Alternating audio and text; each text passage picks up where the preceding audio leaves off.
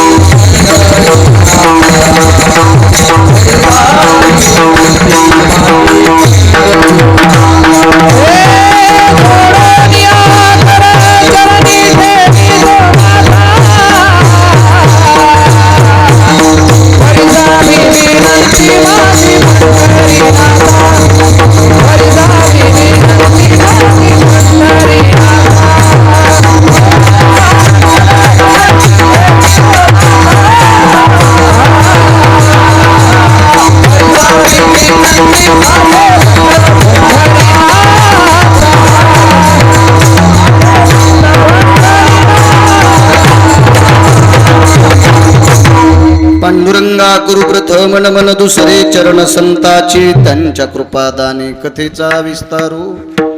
बाबाजी सद्गुरु दास तुका, मनोजवं मारुत तुल्य वेगम जितेंद्रियं बुद्धिमतां वरिष्ठं. वातात्मज वानरायुत मुख्यं श्रीरामदूतं शरणं प्रपद्ये.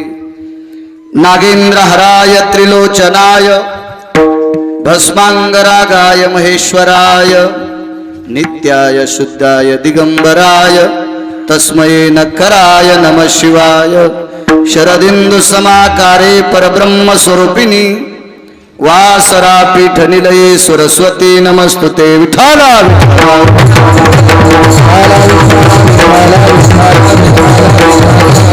आता वैवासित पावनाती भासती पंचानन समाना, तया श्रोत्याची आचरणी जाना साष्टांग नमन करीतसु. वाद्यभूषित पावन ती प्रत्यक्षा महेंद्रा समान, तयाची आचरणी जान साष्टांग नमन करीतसु. आता गान गंधर्व देवता कोकिळ कंठस्वर आराका, जी कीर्तनी वहिवासित लोका, तयाची आचरणी नमन गा. मज दिसत असो परम विख्यातु, जो जान ब्रह्मयाचा सुतू. नारद जान नाम तितिक्षु, तयाची आचरणी नमन गा. जेने धर्म जितविलाची बळी, तो संभाजी जान नवाळी कावतरला जयाची आकुळे तया छत्रपतीची चरण कमळे साष्टांग नमन करीत सो विठाला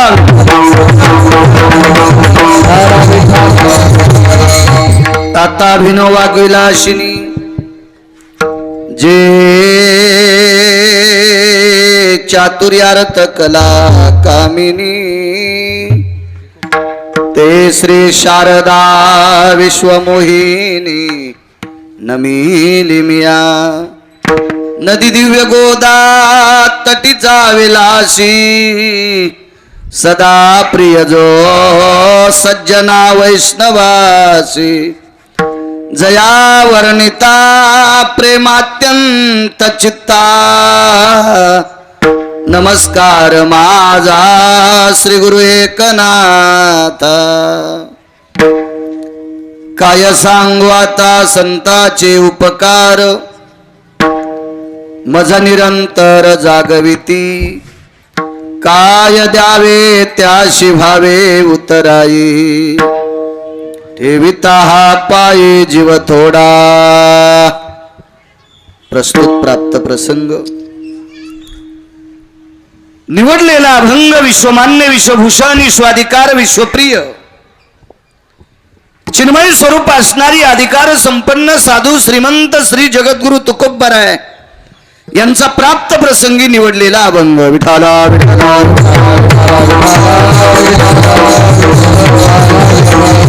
प्राप्त प्रसंगी निवडलेला अभंग माझ्या श्रीमंत श्री जगद्गुरु तुकोबरायांचा आहे.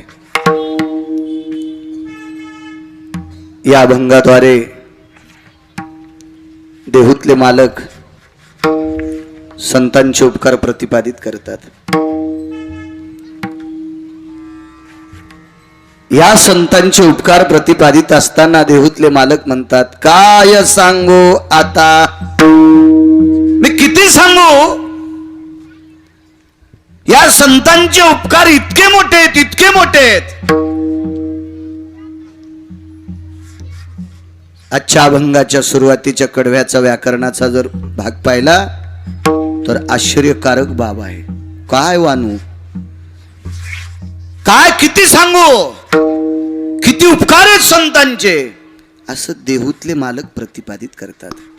दोन चार अभंग पाठ करणारा नाही.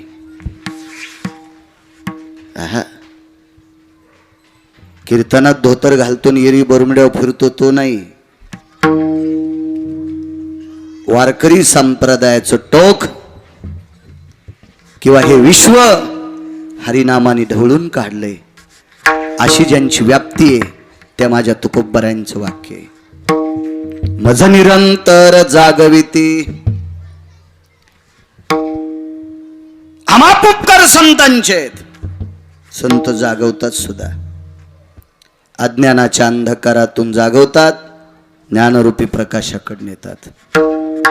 काय द्यावे त्याशी व्हावे उतराई ठेविता पायी जीव थोडा. एवढी उपकार संतांचे आहेत की त्या उपकार फेडत असताना त्यांच्या पायावर यशवंतबुवा शरीर जरी समर्पित केलं जीव जरी दिला तरी ते उपकार फेटत नाही. सहज बोलणे हित उपदेश करोनी सायास शिकविते. संतांचे उपकार इतके मोठे आहेत की ते सहज बोलले तर उपदेश ठरू शकतो आणि माणसं मुद्दाम होऊन बोलले तरी भांडण ठरू शकतात. विचार करून जरी बोंबलले माणसं सहज जरी बोंबलले तर वाद लागू शकतो. हे माणसांची वाणी आहे. संत सहज जरी बोलले तो उपदेश ठरतात. करुणी सायास शिकविते अर्भकाचे साधी अर्भकाचे हो अर्भकाचे साधी पंथे हाती धरली मादी पंथे हाती धरली मादी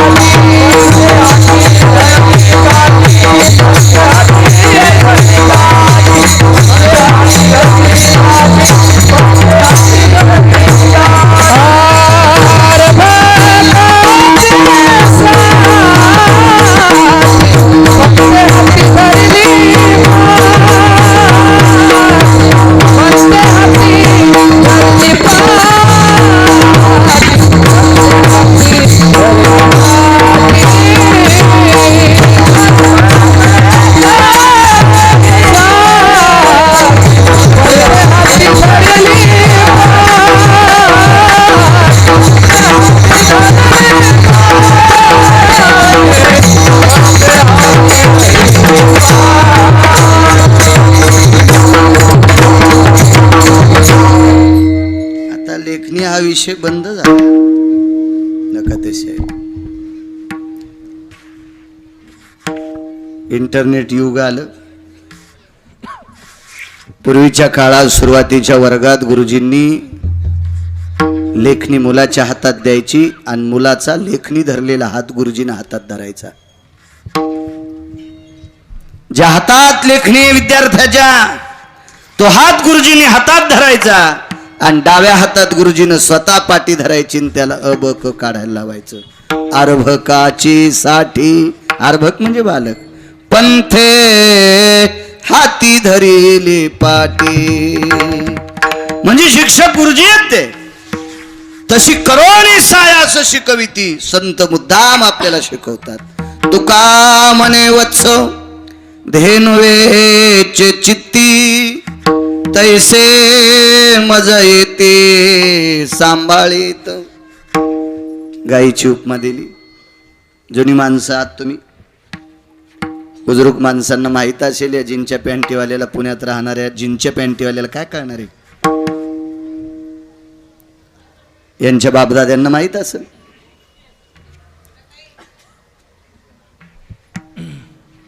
गाय व्याल्याच्या नंतर वासराला जन्म देती, पण वासराला जन्म दिल्याच्या नंतर तो गायीचा मालक गुराख्याला सांगतो, बाबा ही गाय शेतात चारायला घेऊन जाय. ज्या वेळेला घरी वासरांना जन्म दिला ती गाय शेतात जात नाही. ते गुराखी एक दोन काठी तिच्या पाठीत मारतो.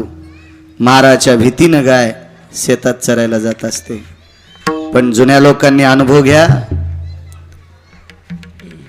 वासराला जन्म दिलेली गाय शेतात चरायला जात असताना सगळ्या गायीच्या पाठीमागे चालते आणि 5 वाजता शेतातून घरी येत असताना सगळ्या गायीच्या पुढे पळते. तिचं चित्त तिच्या वासरापाशी असते. म्हणून अशा कितीतरी उपमा गायीच्या बाबतीत सांगता येतील. म्हणून तुकोबारायांनी गायीची उपमा दिली संतांच्या बाबतीत. विठाला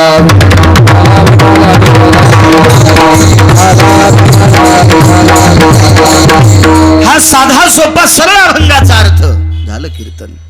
मोठ्या श्रद्धेने, मोठ्या अट्टहासाने, मोठ्या असीम प्रयत्नाने चालत असलेला हा भक्ती महोत्सव आहे. माझ्या ज्ञानोबाराय तुकोबारायच्या नामाची पताका 8 दिवसाकरता तुम्ही आराजित केलेली आहे, रोवलेली आहे. शिवसाई मित्र मंडळ, माऊली कृपा भजनी मंडळ, पांडुरंग सेवा मंडळ, राधाकृष्ण भजनी मंडळ, अखिल सुतारदरा भजनी मंडळ आयोजित श्री गणेश जयंती निमित्त अखंड हरिनाम सप्ताह, आयोजक श्री भारत सुतार, शिवसेना विभाग प्रमुख कोथरूड, या कार्यक्रमाचे अध्यक्ष श्री देविदास मातेरे, उपाध्यक्ष श्री विजय गंधारे आणि सर्व तुम्ही भक्तगण मंडळी, सर्वांच्या वतीनं चालत असलेल्या पत्रिकेवर जेवढं नमूद आहे तेवढं वाचण्याचा प्रयत्न केला. बाकी तुम्ही सर्व भक्तगण मंडळी, तुम्हा सर्वांच्या वतीनं चालत असलेला हा ज्ञानदान अन्नदान सोहळा आणि या परम पावन, मी पावन याच्याकरता म्हणतोय, तुमचा सप्ताह मोठा आहे म्हणून नाही, कारण मी लय मोठाले सप्ते पाहिले. माझे 3799 गावं आजच्यानं महाराष्ट्रातली पूर्ण होतात. 35-35 एकरचे मंडप आलते तुम्ही एकदा, जिथं 19 ट्रॅक्टर भाकरी लागतात एका पंक्तीला, 19 ट्रॅक्टरच्या ट्रॉल्या. म्हणून तुमचा सप्ताह मोठा आहे म्हणून वर्णन करीत नाही.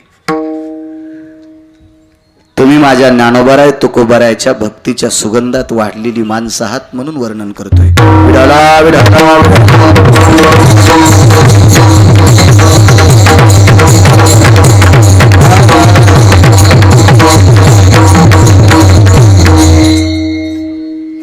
आजही त्या भक्तीच्या लहरी, ते स्पंदन, त्या संवेदना माझ्या माऊली महावैष्णव ज्ञानोबारायच्या समाधीतनं आमच्यापेक्षा तुम्ही जवळ आहात. शेंडगे सर, तुम्ही जास्त पुण्यदायी आहात या परिसरातली माणसं. जे वैष्णवांचा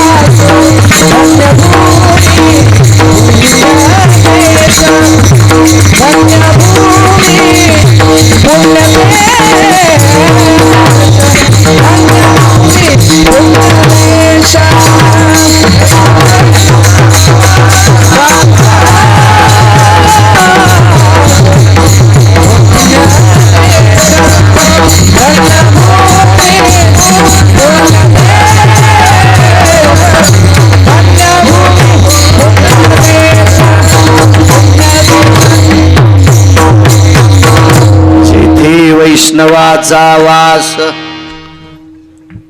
धन्य भूमी पुण्य देश.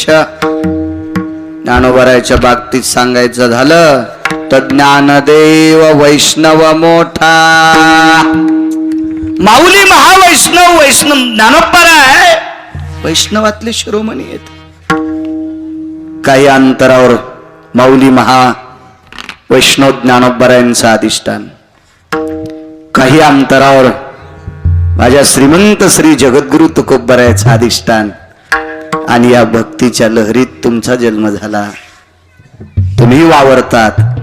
आणि त्या भक्तीच्या लहरीनं परिपूर्ण असणारा हा पुण्य प्रांत, इथे तुम्ही ज्ञानोबराय तुकोबरायाच्या नामाची पताका रोवली, म्हणून तुम्हाला कोटी कोटी धन्यवाद. सप्ते कोणीही करायले, कोणी करायले. मागच्या आठवड्यात मुसलमान 2 महाराजांचा यजमान होता, त्याच्यातला माझा पण होता. त्यानं मला बुक्का लावलं, मी त्याला लावित होतो. म्हणले हमारे मी जमता नाही, मी त्याच्या गळ्याला लावला. मी नंतर विचारलो मुस्लिम समाजाचा माणूस यजमान? हो, ते यजमान.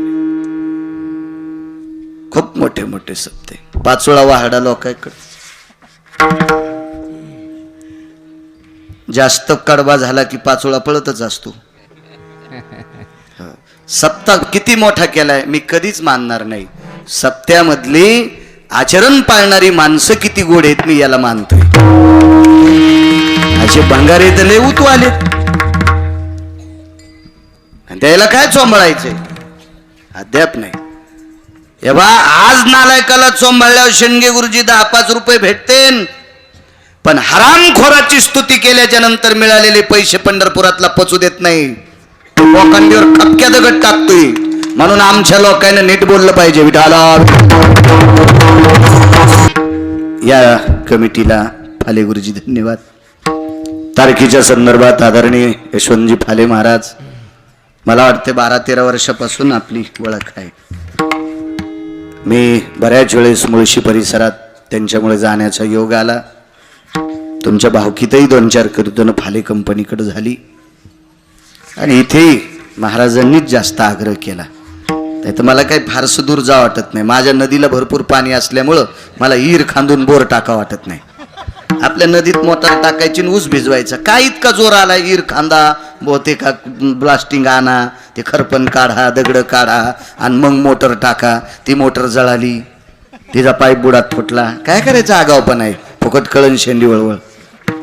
तुम्ही जास्त याच्यावर ट्रेस दिला म्हणून मला येण्याचं काम पडलं. चला एक आनंद सांगूया. इकडे येण्यात माझ्या माऊली महावैष्णवांचं दर्शन मला 4 वेळेस झालंय. रात्री तिकून कार्यक्रम करून आल्याच्या नंतर मला शेजारतीच सुद्धा सापडली. म्हणून तुमच्या बोलवण्याला प्रणाम. विठाला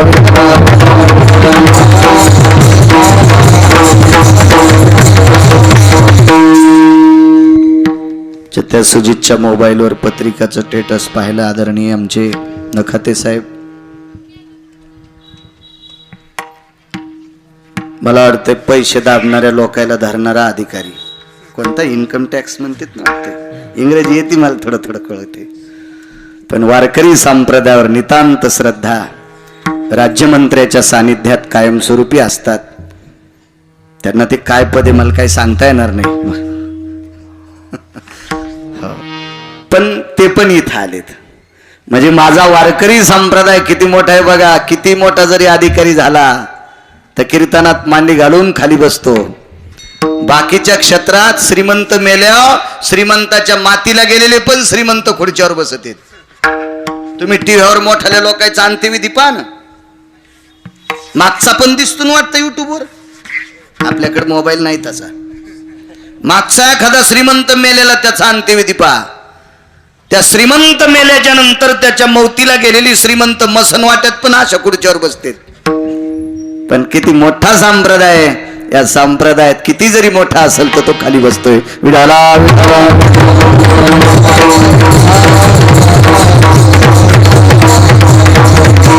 हरिभक्तीपरायण मृदंग क्षेत्रातलं गोड असं रत्न,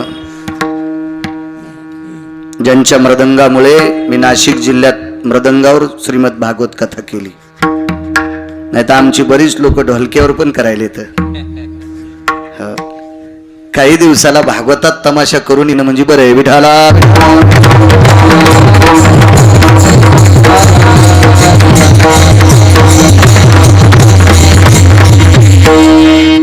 आणि माझ्या वारकरी संप्रदायानं स्वीकारलेलं मृदंग नावाचं वाद्य गुलेबुवामुळे मला तिथे मृदंगावर कथा करण्याचा योग आला. आज हजर आहेत गान सम्राट गान कोकिळा म्हणजे प्रवीणजी महाराज सोळंकी, त्यांनाही प्रणाम.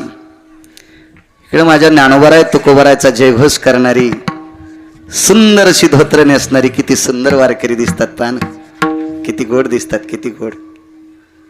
अशा वारकऱ्यांच्या चरणी गिरगावकराचा नाक घासून प्रणाम.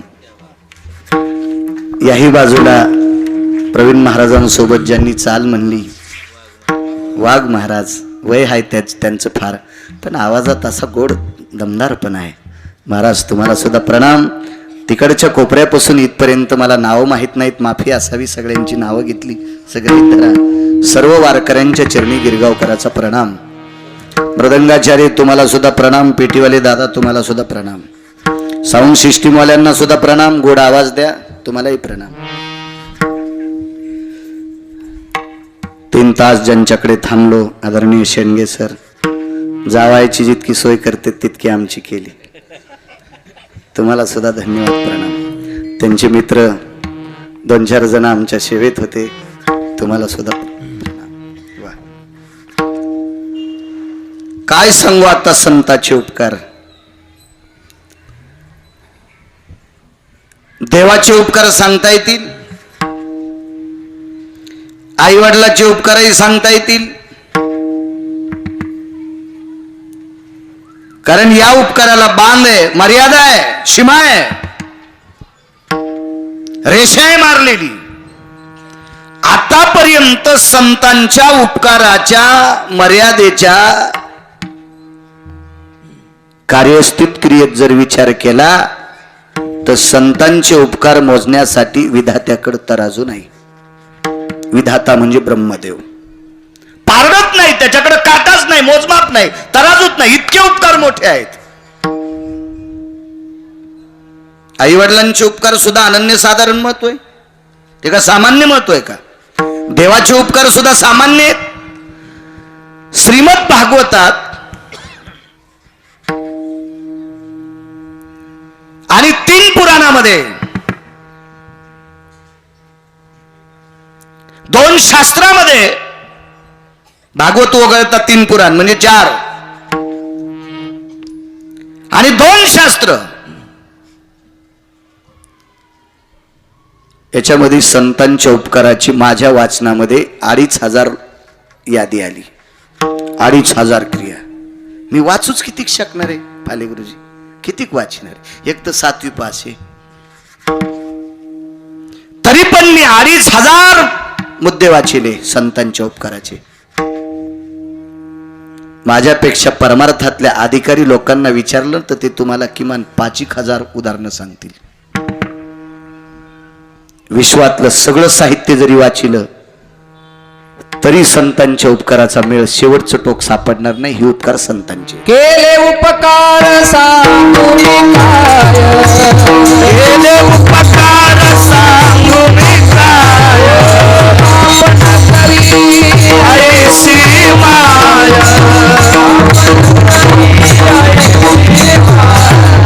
धर्मे ज्याच्या देखिले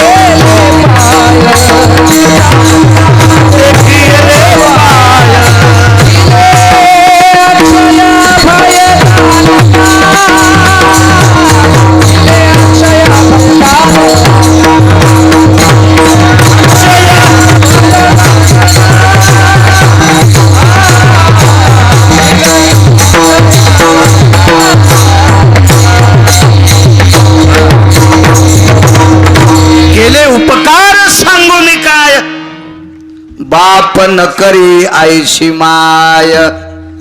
आई वडिलांचे उपकार नाहीत असं म्हणत नाही, पण संत जे उपकार करतात ते बापाही करू शकत नाही, माये करू शकत नाही. मुद्दे मांडतो तुमच्यापुढे 2-3. तुमचा फारसा वेळ घेणार नाही. मोठी माणसं आहात तुम्ही, मोठ्या शहरातली माणसं. आपल्याकडे भगवान सूर्यनारायणाचे सुद्धा उपकार आहेत, चंद्राचे सुद्धा उपकार आहेत. भगवान सूर्यनारायण आणि भगवान चंद्र या दोन लोकांच्या उपकाराशिवाय भारत देशामध्ये नव्हे, पृथ्वीवर जितके देश आहेत एकाही देशामध्ये अन्न पिकत नाही.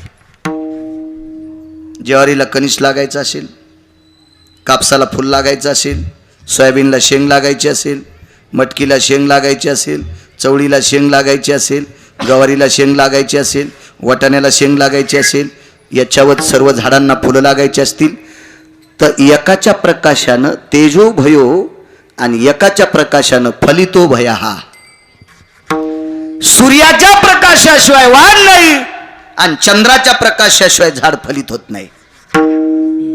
असू द्या कमी शिक्षण. येन निशापती भय दिनपती जायो मिमकृत जन भय जायन्ते फलितन तरुवर शाखा भय फलितन तरुवर शाखा फलितन तरुवर शाखा भय बीज भयायति सकल स्थितो मदि भय संगति जायन्ते जठरानल भय तृप्तवसा भक्तव्यानति जायन्ते उदकुर शांतिर सकल जना उदकुर शांतिर सकल जना उदकुर शांतीर सकल. त्याला काय गाता येत नाही, चांगलं वाजणार असलं म्हणता येते विठाला विठा.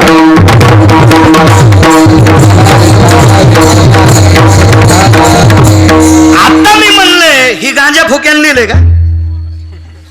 एखाद्या हरामखोराचं वाक्य, नालायकाचं वाक्य, गोट्या खेळणाराचं वाक्य, विवेकाचं टोक आतापर्यंत सरस्वतीला सुद्धा पकडता आलं नाही अशा विवेक संपन्न लोकांचं वाक्य विढाला.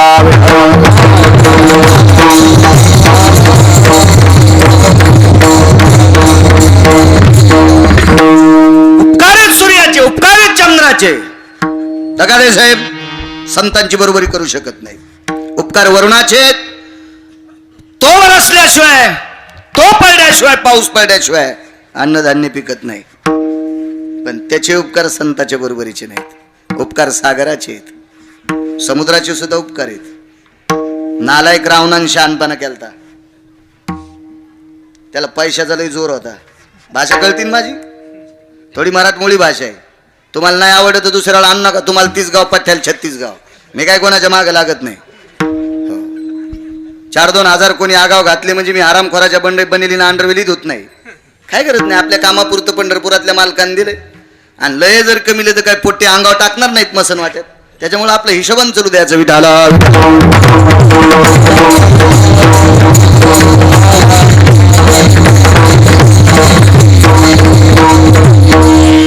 एक जण म्हणला 2 कोटी रुपये दिल्यावर मला नाही चोमळायचे का?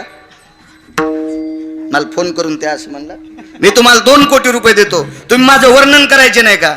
मी म्हणलं दादा तू 2 कोटी रुपये देशील रे सुंबळ्या, पण तू 2 कोटी रुपये दिल्याच्या नंतर जाता जाता जर वाघोलीतच अटॅक आला आणि गिरगावकर तिथंच मेला तर तू हे 2 कोटी पेटवायचे का माझ्या अंगावर टाकून? हा मग हे पसू द्याचे का नाही पसू द्याचे त्याच्या हातात आहे मुंडे बुवा. म्हणून पाहिजे नाही विठाला.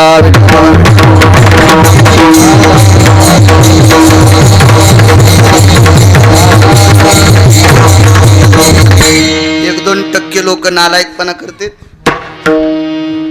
पण नालायकपणा करणाऱ्या लोक किती नालायक आहेत त्याच्यापेक्षा नालायकाला बलिणारे तुम्ही किती नालायक आहेत हे तपासा. येऊ दे तुम्हाला राग, घेणार नाहीत कीर्तन, दुसरं काय करताल माझं. हेवा चुका करणाऱ्यापेक्षा चुका सहन करणारा अर्धा मूर्ख असतो. दोघाशी पतन सारिखेची. वारकरी संप्रदाय जुन्या लोकांनी लय श्रद्धेनं टिकिला राजू.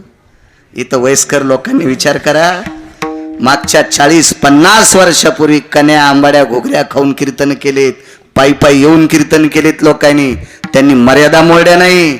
आता काल परवा माझ्यासारख्या नालायक व्यक्तीने बाळूने 4-2 रुपयाच्या गाडीत बसून परमार्थाची मर्यादा मोडू नकोस, जळून जाशील एखादीशी विठाला.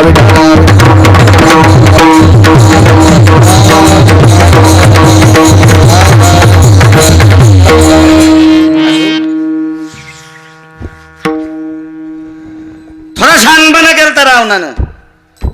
होता त्याचा जो पैसा, त्याच्या जो पैसा होता. मी का म्हणतोय, माझ्या देहूतल्या मालकांनी वर्णन केलं. तू का म्हणे ज्याची संपदाय वडी, अमाप संपदा रावणाकडं, आणि ह्या पैशाच्या बळावर तो रावण म्हणला मी समुद्र गोड करीन. मूर्ख आहे तो. जा ज्ञानाच्या मुळाशी. जर समुद्र गोड झाला असता तर जगात कुठंच पाऊस पडला नसता. शारोदक भयस्थितानां भास्करो तेजो कांती भयो नाम जलयां यत क्रिया भय जायते अंबरादिंस्तते वचा यताम अंबरा भयस्तुजायं आपां पति निर्भयो नाम उष्णोदक भय जायते क्रिया प्रजन्यन्ति तिजायो प्रजन्यन्ति तिजायो प्रजन्यन्ति तिजायो. या शारामला आणि सूर्याच्या प्रकाशाला घटित उष्णतेच्या प्रक्रियेनं वाफा निर्माण होतात, आणि ही वाफ ज्या वेळेला बाष्पीभवन म्हणतात ना आपल्याकडे, ही ज्या वेळेला अंबरा मंडले भयस्तता यत मेघायाम प्रजन्यस्ततेवच. शेटगे गुरुजी, तो पाऊस पडत असतो. मला एक प्रमेय 7वीला असताना विज्ञानात सांगितला होता. त्याच्यानंतर मी शाळा सोडल्यावर 32 पाठ केले. विठ्ठला विठ्ठला.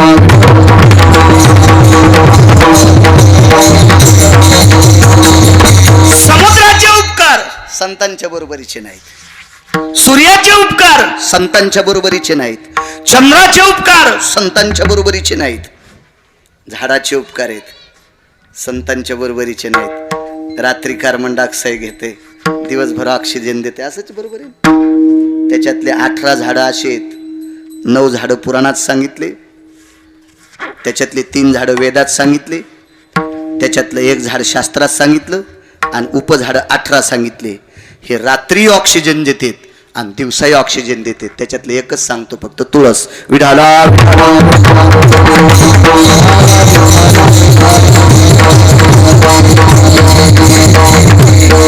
त्याच्यातल्या 3 झाडांचं मला नाव सांगता येणं, कारण संस्कृत श्लोकात आले ते. त्याला नेमकं काय नाव मी घेतो. एखाद्या चांगल्या विद्वान माणसाला एके दिवशी विचारीन. मला नादच आहे. घोडं एखाद्या वेळेस गोमाशी बसू देते, गाढव नाही बसू देत. आणि गाढवाला शेपूट आखुडा असती, नाही गोमाशी उठली ना ते जिथं बसलं तिथं अंगाचं कातड घासीते, पण गोमाशी मारितच. तसं आहे पुराणातलं गाढव आहे. विडाला विडाला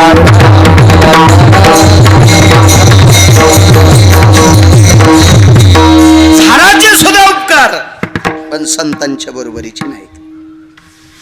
आई वडिलांचे सुद्धा उपकार आहेत, का संतांची बरोबरी नाही? आई वडील उपकार करत असताना त्यांच्या अंतःकरणामध्ये शंका आहे. काय शंका आहे? ती स्वतःच्या लेकरावर उपकार करतात, दुसऱ्यावर करीत नाहीत. आपुलियाचा कळवळा आणि का बाळावरी नये. आपल्या लेकरावर आई वडील जितकं प्रेम करतात तितकं शेजाऱ्याच्या लेकरावर करत नाहीत. म्हणून संतांच्या बरोबरीचे उपकार नाहीत. देव विश्वाचा मालक आहे. तुझी या कृपेने वेदाशी बोलणे, सूर्यासे चालणे तुझी या बळे. ऐसा तू समर्थ ब्रह्मांडाचा धनी.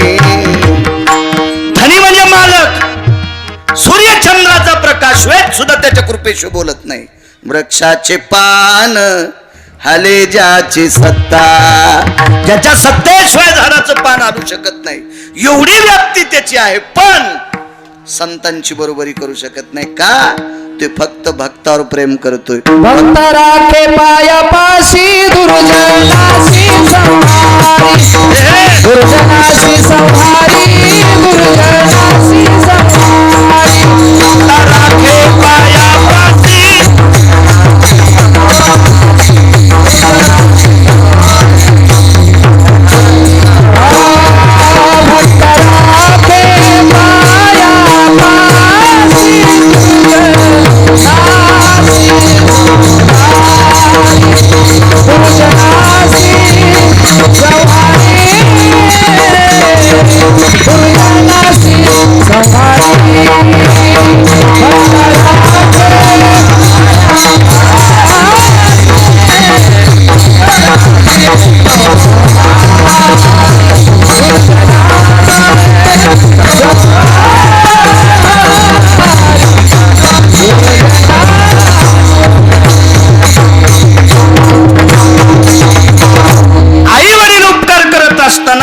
स्वतःच्या पोटच्या रक्ताच्या नात्यातल्या लोकांवर करतात, दुसऱ्यावर करत नाहीत. म्हणून संतांची बरोबरी नाही. देव उपकार करत असताना भक्तावर कसतो, दुष्टावर करत नाही. आणि कोणावर उपकार केला असता तर त्याला महाभारत घडवायची गरज नव्हती. आंधळ्याचे पोरं गादीवर बसले काय आणि पल्लू राजाचे बसले काय, काय घेणं होतं त्याला. पण ते भक्तावर प्रेम करत. पांडव भजन करत होती. पाहती पांडवा खंड वनवासी परी त्या देवाशी आठविती किंवा आळविती. म्हणजे वारकऱ्यावर भक्तावर प्रेम केलं, स्वतःचा संसार मातीत घातला. द्वारकेचा राणा पांडवा घरी 56 कोटी यादव, त्याच्यातला वज्र नावाचा एक वंश सोडून दिला. वज्र फाले गुरुजी भागवतात वर्णन आलं. वज्र जर सोडून दिला तर त्याचं एकही लेकरू वाचलं नाही. सगळे मैरेक नावाची दारू पिऊन मेले. आता त्या दारूला आता काय नाव आहे नाही, आपल्याला काय अभ्यास नाही त्याच्यामुळे सांगता येत नाही. पण पुराणात तिला मैरेक नावाची मदिरा म्हणत होते. ती पिऊन त्याचे 56 कोटी यादव मेले. कशा करता? त्या आंधळ्याच्या पट्ट्याच्या माईनं शाप त्याला. सरळ गांधारी म्हणायला काय हरकत नव्हतं मला, पण मला लांबून गाडी आणा वाटती. डिझेल बाहेरचं आहे ना, आहे की नाही. घरचं डिझेल असल्या माणूस मधला मार्ग पाहिजे. हे बाहेरचे देवीचं तेल देवीला आणि भूते आला गाईला. ताण घ्यायचा 15 वाट आलं, मोरी वाट गेलं. काम म्हणलं त्याला. ज्याला भावाची लेकरं सहन होत नाही तो नुसता डोळ्यानं आंधळा नव्हता, तो वृत्तीनं आंधळा होता. तो अंतकरणाने आंधळा होता धृतराष्ट्र. हो. आणि हे कौरव 100 नालायक का होते? अरे आपल्या काकाचे 5 सण होत नाहीत, भडे आहोत, आणि तुम्हालाच तुमचे 100 जणांचा झेंडा आवडतोय. ही हलकट होती. ह्याच्यातला लय हलकटपणा आहे. दुर्योधनात इतका नालायक होता. आई समान असणाऱ्या भाऊजाईला मांडी बसत होता. मी नाही म्हणत त्याला दुर्योधन, त्याचा पाहुणा आहे तुमच्या गावात, काय ताण नाही. मांडीवर बसलं आई समान भाऊजाई. हलकट आहे तो, हलकट आहे. त्याचे 4 प्रमेय जर ऐकले ना, त्याच्यातला एक सांगू शकत नाही, कारण मी पुरुष आहे आणि ऐकायला मावले आता, त्याच्यामुळं सांगू शकत नाही. इतकं हलकट दुर्योधन. हो. मग यांना मारलं आणि पांडवायला गादी दिली. पांडवांना गादी देण्यासाठी संसार मातीत गेला. हो जाऊ द्या, पण भक्तावर कृपा केली, उपकार केले, दुष्टाला संपिलं. म्हणून संतांच्या यादीत नाहीत. पण संतांनी दुर्योधनापेक्षा नालायक लोकांना मार्गाला लावलं. आपणासारखे करीत आपणासारखे करीत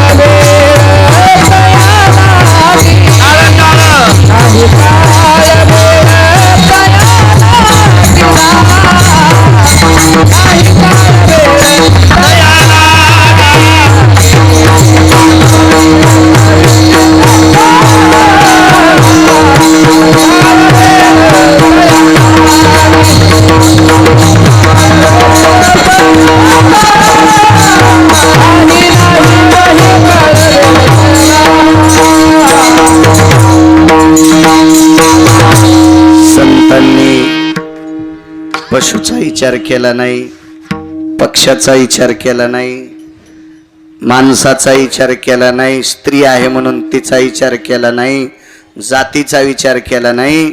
नालायकाला भेटले की त्याचा उद्धार केला. हे संतांचे उपकार 1 नंबरचे आहेत. बघा, तुम्ही चांगला मनातून आशीर्वाद द्या. बाळा छान बोलल तुमच्या आशीर्वादावर. गोलोकात 19 खुर्च्या होत्या. काय सांगू आता संतांचे उपकार. 19 खुर्च्या होत्या. त्या 19 खुर्च्यावर 18 सत्पुरुष बसलेले होते. ती खुर्ची सगळ्यांना मतदान टाकल्यावर भेटती, हे डोक्यातलं काढून टाका. ती खुर्ची आचरणशील माणसाला भेटती. आणि असे 18 आचरणशील लोक होते. त्याला त्या 19 पैकी 18 खुर्च्या सापडल्या आणि 1 खुर्ची शिल्लक आहे. ती शानी माणसं होती, कोणाच्या खुर्चीवर बसत, ती जशाल तशी खुर्ची.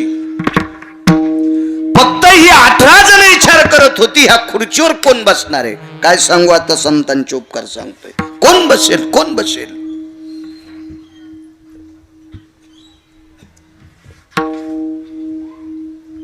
तो दिवस उजळला. एका दिव्य तेजस्वी विमानात बसून एक ज्योत आली. एरवी पुराणात त्या विमानांना पुष्पक नावाचं विमान म्हणतात.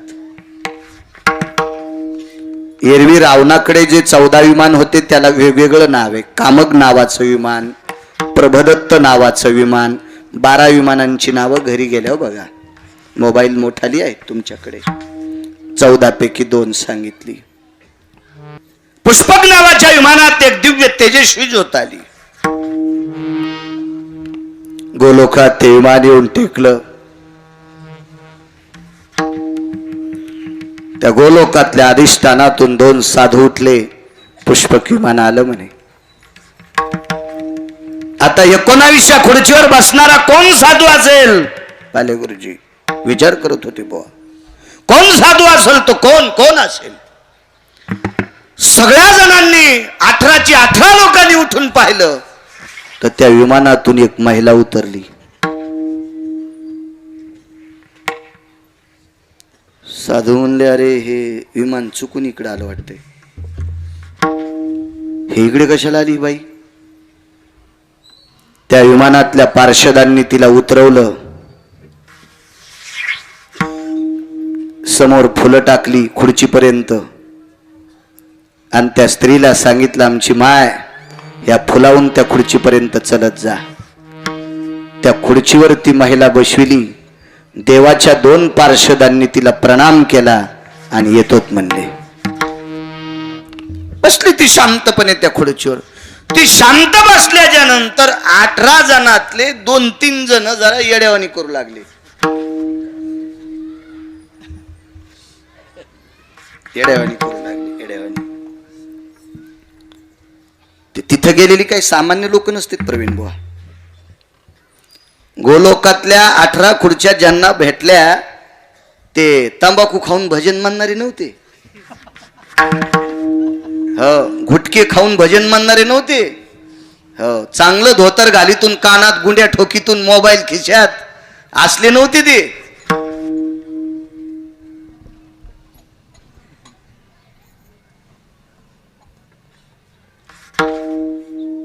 एक कोटीचा मोबाईल घेतला पाहिजे महाराज आहे ना, पण यायला दिसणार नाही असा वापरला पाहिजे. त्याचं नाव महाराज आहे. घेऊ नका म्हणत नाही, कारण मोबाईल मध्ये गाथा, ज्ञानेश्वरी, पुराण, ग्रंथ, संपदा सगळी आहे, पण प्रदर्शन नकोय. आपला घरी बघा, खिशे फाटायची वेळ आली. आपली मर्यादा आपण सोडू नये. सासूच्या पुढून, सासऱ्याच्या पुढून जाताना सुनान पदर पडू द्यायचा नाही. आणि सून स्वयंपाक करीत असताना सासऱ्यानं किचन मध्ये जायचं नाही. मर्यादा. सासऱ्याच्या पुढून जाताना सून पदर पडू देत नाही. सात्विकी बिचारी ती. आणि ती स्वयंपाक करताना हे स्वयंपाक घरातच पुढे तू पोळ्या लाटायचं, बेलनं त्याच्या तोंडात हातुड्यानं ठोकून घालायचं. इकून निघलं पाहिजे, इकून. तो तिथं कशाला मरायला, तुला ताट लावायली ना तिथं ती डायनिंगला. आचारसंहिता आहे, मर्यादा आहे, आपण आपल्या पाळायच्या. कशामुळं पाळायच्या सांगू. लोक लय मानतेत हो, आम्हाला लय मानतेत. मी नको म्हणत होतो, माझ्याकडे 1-2 सर वगैरे आळंदीला यायलो म्हणून दर्शनाला आलते. नको म्हणले. ते म्हणले या महाराज, काय हरकत नाही. किती आदर करतात लोक, किती आदर करतात. हा, किती गोड वाटायले धोत्रातली वारकरी बघा ना, काय गोड वाटायले, किती गोड वाटायले. फिल्मी सृष्टीतला गुलजार नावाचे गायक होते नकाते साहेब. ऑस्कर नावाचा पुरस्कार भेटला विदेशातून. ऑस्कर नावाचा पुरस्कार भेटल्याच्या नंतर तिथल्या लोकांनी सांगितलं, आमचा पुरस्कार घेत असताना सुटाबुटात यावं लागेल. त्यांनी सांगितलं, तुमच्या पुरस्कारावर फुल्ली. ऑस्कर पुरस्कार मोठा असतो म्हणते नाही का. आपल्याकडे दादासाहेब फाळके म्हणून दिला जातो महाराष्ट्रात. विदेशातनं येतो तो ऑस्कर नावाचा पुरस्कार असतो. त्या पुरस्कारावर फुल्ली मारली. समोरच्या व्यक्तीने विचारला, हा पुरस्कार शक्यतो कोणाला भेटत नाही. ते म्हणले, मला दिला का? तुमच्या गायनावर आम्ही फिदा झालो. त्या व्यक्तीचं नाव होतं गुलजार नावाचा गायक. जातीनं मुस्लिम होता. मुस्लिम समाजाचा गुलजार नावाचा फिल्मी सृष्टीतला गायक. त्यानं पुरस्कार नाकारला. पुढच्या व्यक्तीने विचारलं, का? मी जीवनभर पांढऱ्या कपड्यावर गायन केलंय, पांढरा पॅन्ट आणि पांढराच झबा, मी याच्यावर फिल्मी सृष्टीतलं गायन केलंय, 5 मिनिटाकरता शोटापोटात जाणार नाही. फाले गुरुजी, फिल्मी सृष्टीतला गायक इतका जपतोय, आपण किती जपायला पाहिजे हो. आपण ज्ञानोबा आहे तुकोबा रायचे पायीक आहे. विठाला विठाला.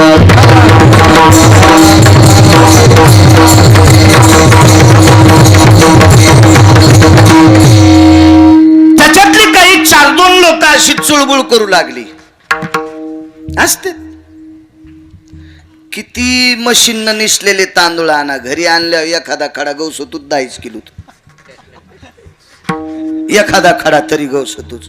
म्हणून शहाण्या बाईनं परात तैलीत खुपसून लगेच कुकर मध्ये टाकायचे नाही. मंजुळा जरा निशीज आहे, डोळे जर कमी अधिक असतील तर डबल 2 डोळे लाई जाय, पण थोडस निशीज आहे, नाही तर पप्प्याच्या बापाचे दात पाडशील तू. हे की नाही? दाता खाली अडकल्यावर पडतील ना पप्प्याच्या बापाचे दात, तर पप्प्याच्या बापाला तू बोचरं करशील दोर का? म्हणून थोडीशी निशीज आहे. खरे काढले पाहिजे माणसाचे. हो, एक पुरावा होता ना काहीतरी.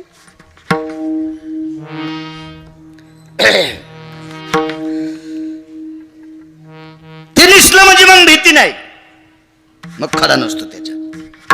तसे ह्या 18 पैकी 2-4 जण वळवळ करू लागली. बाई आलीच कस काय, ह्या खुर्चीवर बसायची हिची काय लायकी?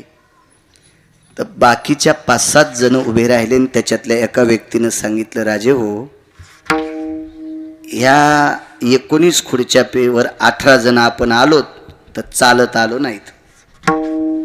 आपण 18 जण ज्या विमानात आलो त्याच विमानात ती बाई आली, आणि हे विमान देवाच्या आदेशाशिवाय चालत नाही.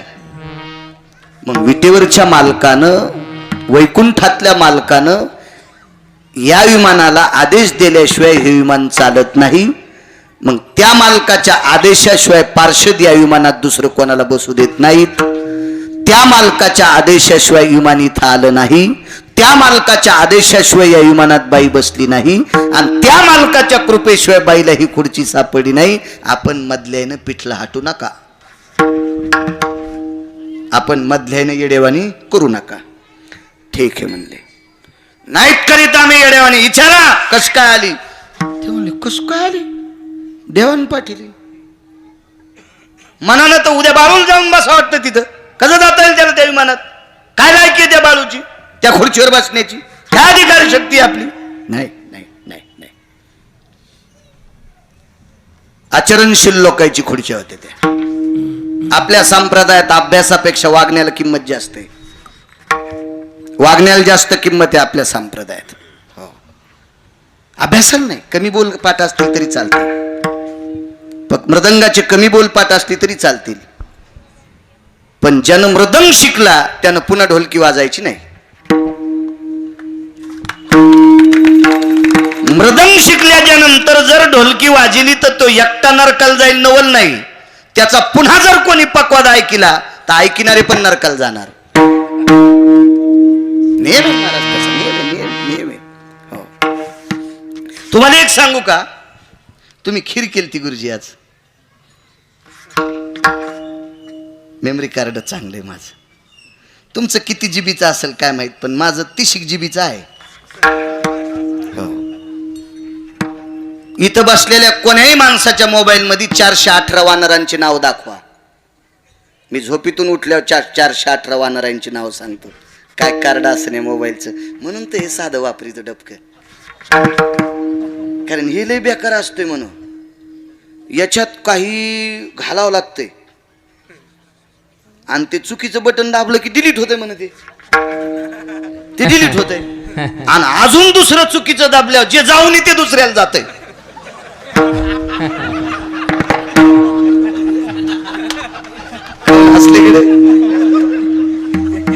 त्याच्यामुळे याच्यात चुकीचं कोचायचं बी नाही आणि कोणते बटन दबले तरी काय नाही. आणि पप्प्याच्या माईला संशय नाही. पप्प्याची माय म्हणजे माझी बायको. तुमच्या सगळ्याच्या मोबाईलला संशय. तुमचा अंगठा लागल्याशिवाय पप्प्याच्या माईला पाहताच येत नाही याच्यात काय घाण कोचली तर. ज्या दिवशी त्याच्यातली घाण पप्प्याची माय पाहीन त्या दिवशी शहाणी पप्प्याची माय संक्रांतीच्या दिवशी नालायक नवऱ्यासाठी वाण देणार नाही. हो, म्हणून कृपया त्या चांगल्या मोबाईल मध्ये गढूळ कोची जाऊ नका. हो. बायको असताना विदुर होता. ज्याची मंडळी गेली त्याला विदुर म्हणतात. आणि बायको असताना बायको जर मानित नसेल तर मग जित्ता विदुर म्हणायचं. विठाला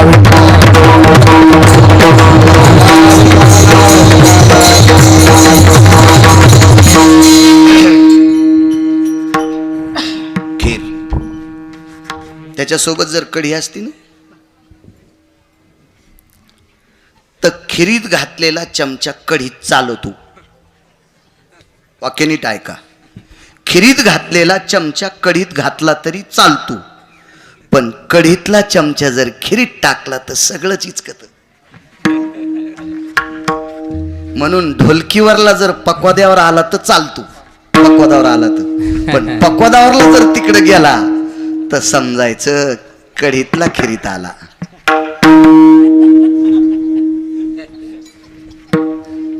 हा नियम सांभाळायचे. वा,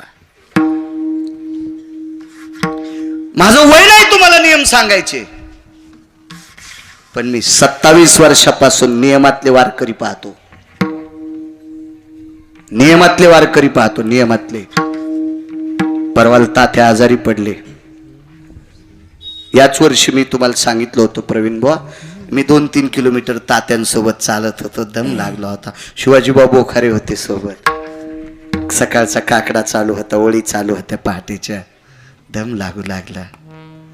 काय निष्ठा आहे लोकांची संप्रदायावर. मी 27 वर्षापासून गुलेबाबांना बघतोय. हो,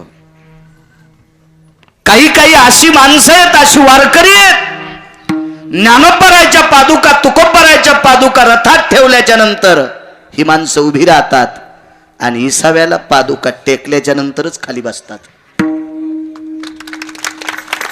राजे सज्जनांनो, अशा निष्ठावंत लोकांमुळे आपला संप्रदाय या मधल्या चाटू हलिणाऱ्यामुळे, हराम खोरामुळे नाही. विठाला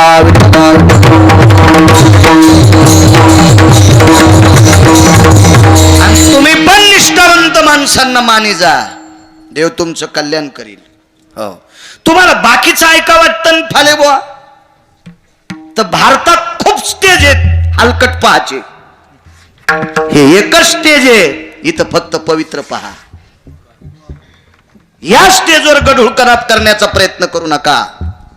तुमच्याकडे किती पैसे असू द्या, पण या स्टेजवर गढूळपणा नकोय. तुमच्या चपला बुटा सगळं पाया पडतो. विठाला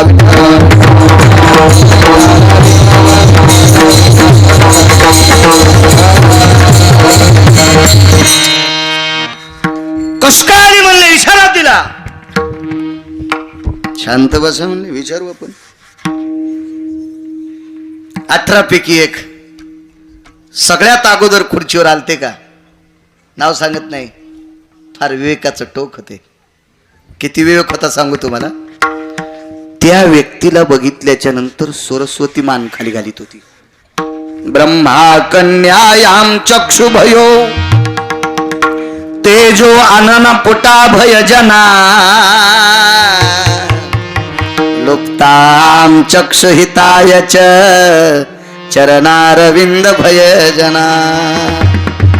चरणारविंद म्हणजे त्या व्यक्तीला पाहिल्याच्या नंतर सरस्वती स्वतःच्या पायाकडे पाहत होती. म्हणजे त्या व्यक्तीच्या डोळ्यात डोळे घालण्याची ताकद सरस्वतीत नव्हती. काय विवेकाचं टोक असेल ना कधी साहेब, काय नाविन्य असेल त्या व्यक्तीचं.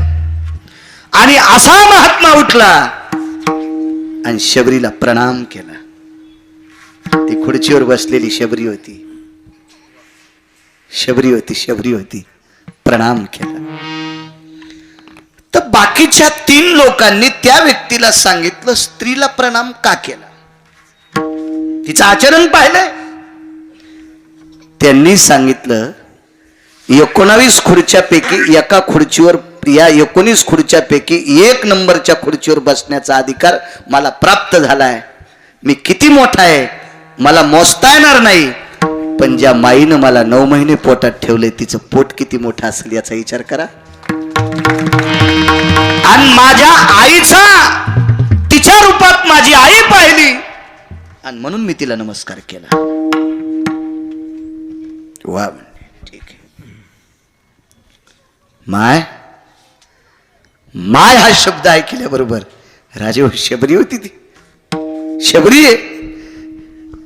खुर्चीवर अंग टाकलं. वयस्कर माणसाच्या हातातली काठी खाली पडावा त्याला दंड म्हणतात फालेवा, असा दंडासारखं लोटांगण साधूच्या चरणावर घातलं. प्रणाम गुरुदेव. दुसऱ्याने सांगितलं नम्रतेनं ओतप्रोत भरलेला कलश आहे. शबरीकडे नम्रता होती, लोटांगण घातलं.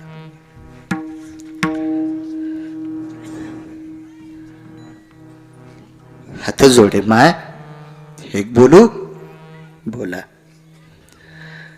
इथे तुम्ही आलात, ही शेवटच्या क्रमांकाची खुर्ची, या खुर्चीवर सूर्य सुद्धा इराम घेऊ शकत नाही. 3 चुका सूर्याच्या आहेत. या खुर्चीवर सूर्य चंद्र सुद्धा बघू शकत नाही. त्यानं तर लय घाण चूक केलेली. आणि आई साहेब तुम्ही या खुर्चीवर बसलात, एक विचारू, मी या खुर्चीवर बसण्यासाठी माझ्या 3 तपश्चर्या पाण्यात आहेत. माझी 1 तपश्चर्या चर्म जाईपर्यंत आहे. त्या साधूने 1 तपश्चर्या अशी केलती की शेवटच्या टप्प्यात साधूच्या अंगावर त्वचा राहिलेली नव्हती, इतकं जीर्ण शरीर झालं. बाकीच्या आसू आई साहेब. आणि त्या तपाच्या साधनेनं मला ही खुर्ची 1 नंबरची भेटली. असं कोण म्हणतंय? तो साधू शबरीला सांगायला. आई साहेब आपली साधना ऐकण्याची इच्छा आहे. शबरीने सांगितलं तपश्चर्या काहीच केली नाही. दान जर करावं ना गुरुदेव, दान करावं ना, तर मी लाहोर चित्र सशे रांडुकर धरणाऱ्याची मुलगी आहे, मी शिकार करणाऱ्याची मुलगी आहे. बर,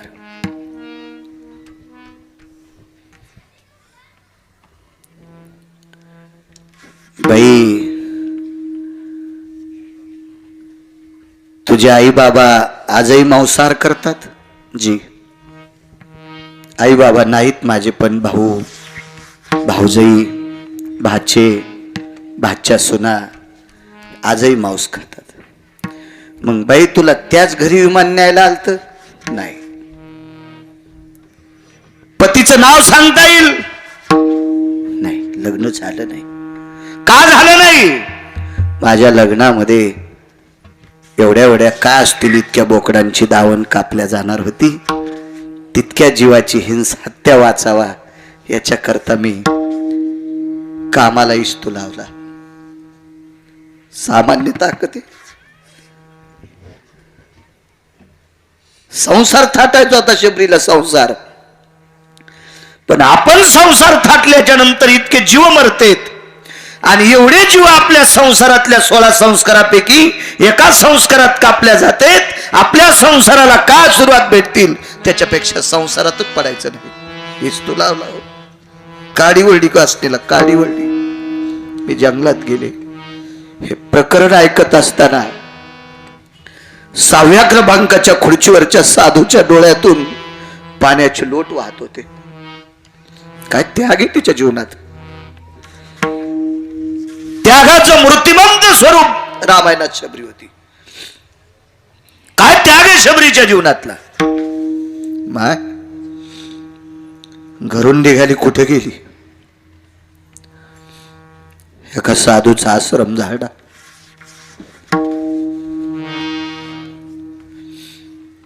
त्या साधूला साधू म्हणली नाही शबरी, देवाचा आश्रम झाडा. देवाचा. 2 नंबरच्या खुर्चीवरच्या साधूने विचारलं, बाई ज्या देवाचा आश्रम झाडास त्या देवाचं नाव सांगशील? त्या देवाचं नाव आहे महर्षी मतंग. अरे मतंग साधू? हो, त्यांचा आश्रम. त्यांनी तुला सांगितलं झाडायचं? काय सांगू आता, संतांचे उपकार सांगायला? रामायण नाही सांगायला तुम्हाला. आणि ही जर कथा तुम्हाला रामायणात सापडली खुर्चीची, तर मला त्यानं रामायण दाखवा, मी त्याच्या चपलाचंच मंदिर बांधतो. मग मला काही येताना इकडं मुळा मोठा नदीत नाही सापडलं, त्यासाठी दुसरं पुराण पाहायचं. फाले गुरुजी मोबाईलला वाईट म्हणणार नाही. राजकीय व्यक्तीनं मोबाईल बघायचा, राजकारणातलं बघायचं. काही माणसं राजकारणात कशी मोठी झाली, ती राजे कसे झाली ना कधी साहेब, त्यांना कसं जय प्राप्त झालं ते मोबाईलवर पहा. तुम्ही शैक्षणिक क्षेत्रात काम करता गुरुजी, शैक्षणिक क्षेत्रात नाना प्रकारचे क्लास, काय अमक काय तमक काय, कोण कसा झाला, तुमच्यासारख्यांनी शैक्षणिक क्षेत्रातलं बघायचं. माझा शेतकरी राजा असेल, अमक्या देशात काय सुविधा आहेत, तिथं काय यंत्रणा आहे, तिथं कशा प्रकारची करतात, आपण काय करावं, कशी खतं घालावी, म्हणजे गाई किती पाळावा, किती शेणखत, किती गोमूत्र, काय करावं, कसं होईल, निर्विष अशा प्रकारचं धान्य कसं पिकेल, याच्याकरता त्या सुविधा मोबाईल मध्ये पहा. विद्यार्थ्यांनी शिक्षणाचं पहा, आमच्या लोकांनी गाथा ज्ञानेश्वरी पुराण पहा. काय फाटकी फुटकी चित्र पाहून आपले पूर्वज नरकाला जातील. कोण सांगितलं तुम्हाला हे बघायचं? फार फार गरज आहे. तुम्ही कुठलंही पुराण बघा, मोबाईलवर सापडेल. वेळ नाही लोकांना, चांगलं बघण्यासाठी वेळ नाही लोकांना, वेळ नाही.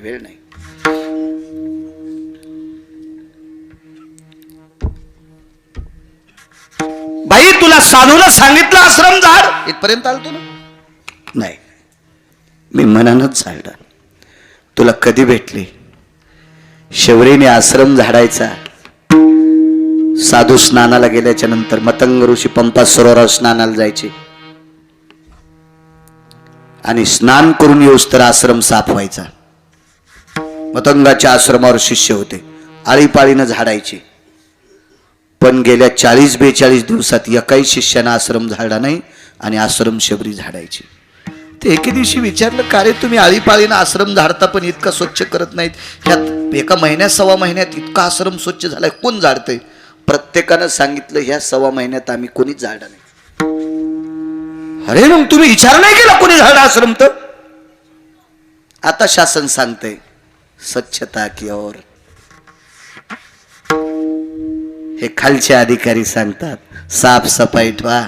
अरे शबरीचे चित्र लावा, तेव्हा लोकायला कळण साफसफाई कशी असती. येतो आपला पासून जातून फोटो काढतो, याची बसायची जागा निबरदांड्यान हाणायला पाहिजे. आणि आपणही पानछटाचं ऐकायचं. स्वच्छता शबरी कोण शिका. कशाला स्वच्छता म्हणतात? शिका शबरीकडनं. माथाला आंघोळी करता गेलं आणि आंघोळी करता जात असताना मधातूनच वापस आलं.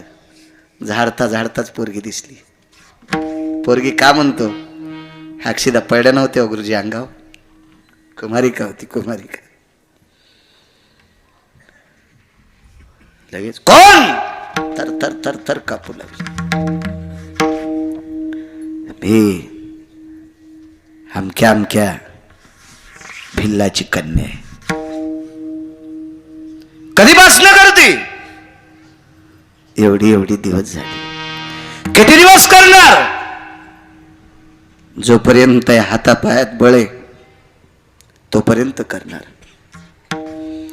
इथून पुढे जगण्याचा मार्ग तुमच्यासारख्या देवाच्या कृपेच्या सावलीखाली काय वाक्य आहे. तुमच्यासारख्या देव माणसांच्या कृपेच्या सावलीखाली इथून पुढचं जीवन जगायचं. पहाटेच्या ब्राह्मी मुहूर्तावर चांदण्याचा प्रकाश होता, सूर्याचा उदय नव्हता. चंद्राची कोर थोडीशी चमकत होती. त्या चंद्राच्या चांदण्याच्या प्रकाशात ब्राह्मी मुहूर्तावर एका निष्ठावंत साधूचे पंपा सरोवराच्या बाजूला स्फटिकाच्या शिळा येतात. त्या स्फटिकाच्या शिळेसारखे नेत्रातून सुंदरशी बुंद पडली आणि त्या बुंदातून आशीर्वाद पडला, बाई तुला जगाचा बाप एके दिवशी भेटल. माय ब्रह्मांडाचा बाप तुला एके दिवशी भेटेल म्हणत राय राम राम. आणि त्या दिवसपासून मतंगाचं ऐकलं राम राम ध्वनी स्वरूप. 18 साधू ऐकत होते ना, कधी साहेब 18 जण ऐकत होते. एके दिवशी जगाचा मालक भेटी करता आला. रामायणात भाग माहिती आहे तुम्हाला, मी माझ्या मुद्द्यावर येतो. स्फटिकाची शिळा टाकली होती. त्या शिळेवर प्रभू रामचंद्र पाय सोडून बसले. मातीच्या गाडग्यात पाणी होतं. त्या पाण्यामध्ये फुलं टाकलेली होती, तुळशीच्या मुंजळा टाकलेल्या होत्या. पाण्यात हात घातल्याच्या नंतर पाण्याने बोटाला काय संवेदना थंड दिल्या का गरम दिल्या त्या शबरीला माहित. पण तिने विचार केला, पाठी आणलेलं पाणी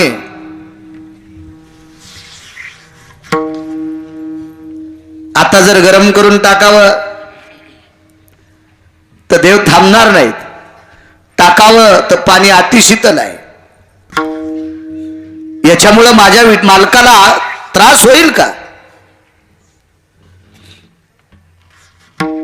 गरम पाण्याचं महत्व आता मोबाईलवर बरेच लोक सांगायले.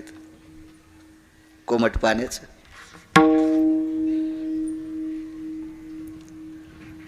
परवाला एका उत्तर भारतातल्या साधूचं वाक्य होतं, येथे पियुषा समस्थितो उष्णोदकम भयाहा.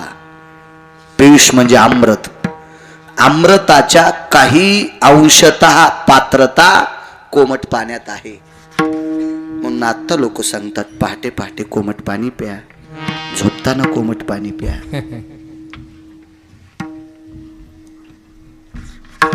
प्रवीण ते शीतल पाण्याचा कलश बाजूला ठेवला.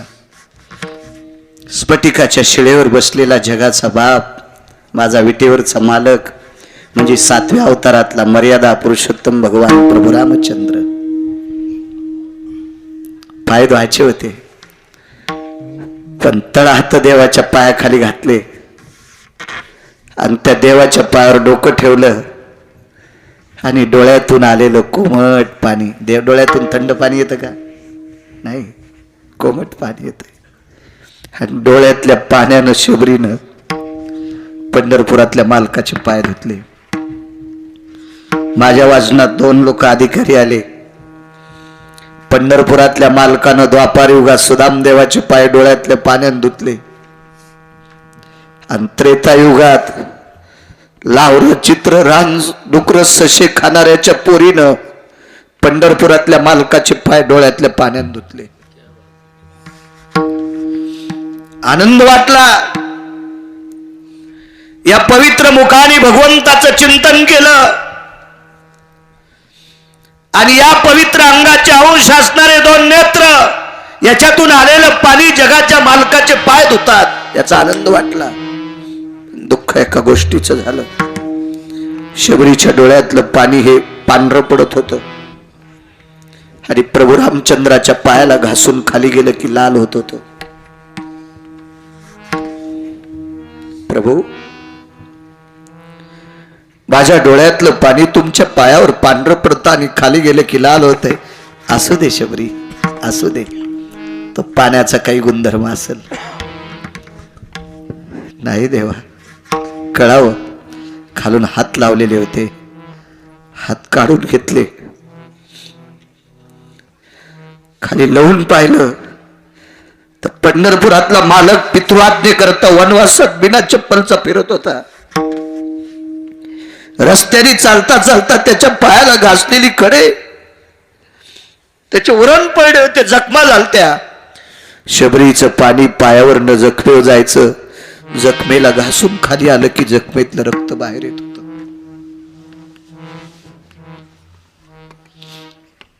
दोन पुरावे सांगतो. शबरीच्या आश्रमातून प्रभू बाहेर गेल्यावर तिच्या झोपडीचा तिला मसनवाटा वाटला. आणि ज्या वेळेला प्रभू तिच्या झोपडीत आले बुवा, तिला स्वर्ग वाटला. साहेब, जगाचा मालक आपल्या झोपडीत आला, त्याचं स्वर्ग झालं. झोपडीतून बाहेर गेला, त्याचा मसनवाटा झाला. आणि जिच्या झोपडीचं स्वर्ग करण्याची ताकद ज्याच्या पायात आहे, त्याचे पाय या झोपडीतून गेल्यावर त्या झोपडीत राहायचं तरी कशाला. मुद्दा नंबर 1. आणि दुसरा मुद्दा, विश्व ज्याच्या कृपेने चालतंय,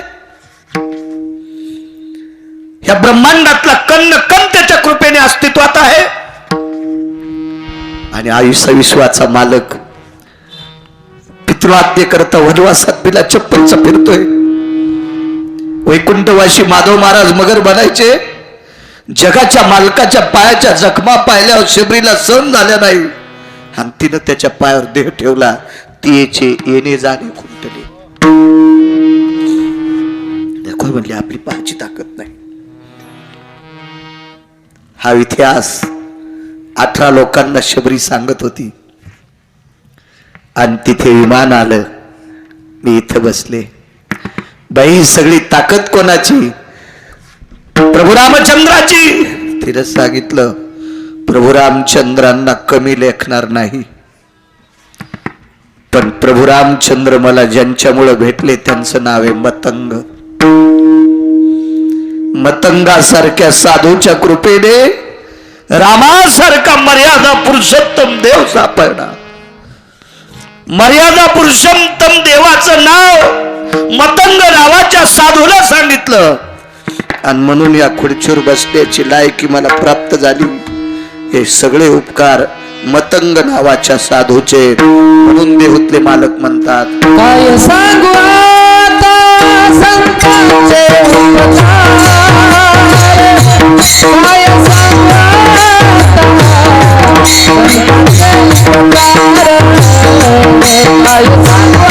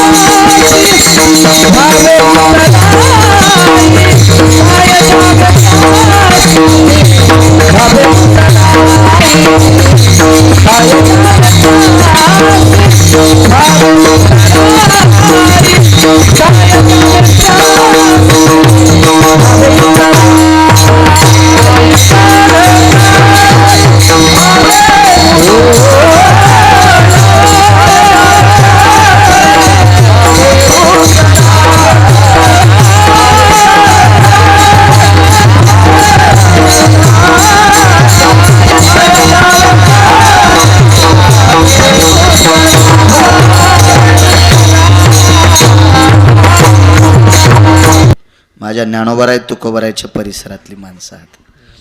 माझ्या ज्ञानोबारायचे उपकार सांगू किती आहेत आपल्यावर. ज्ञानोबाराय जर जन्माला आले नसते ना,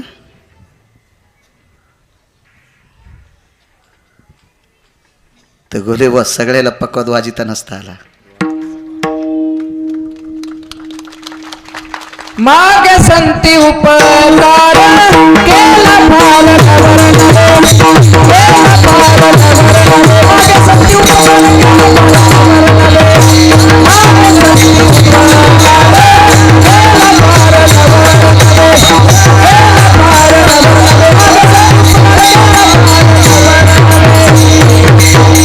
नवे.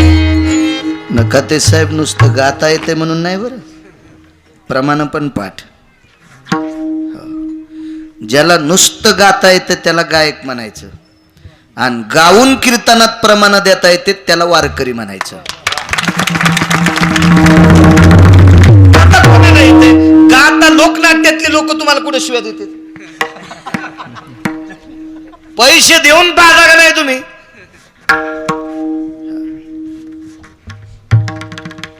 वारकऱ्यांना महत्व दिलं पाहिजे. ही वारकरी लोक आहेत. बाकी क्षेत्रातले गायन झाल्यावर धाब्यावर जेवायला जातात, ते वारकरी होऊ शकत नाहीत.